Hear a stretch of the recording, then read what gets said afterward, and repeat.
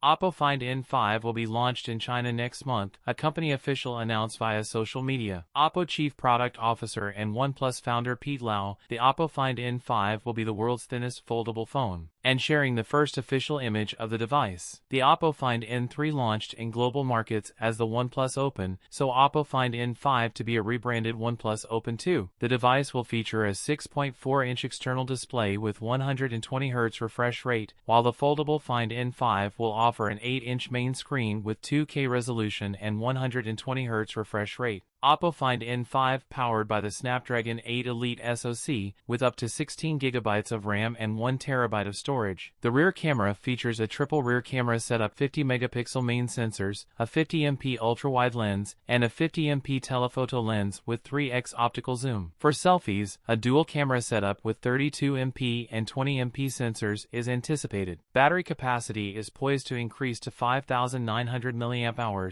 with 80W wired and 50W wireless charging. Renders of the OnePlus Open 2 have also surfaced online. That's it for today's video. If you enjoyed it, don't forget to like, comment, and subscribe for more content. Thanks for watching, and I'll see you in the next one.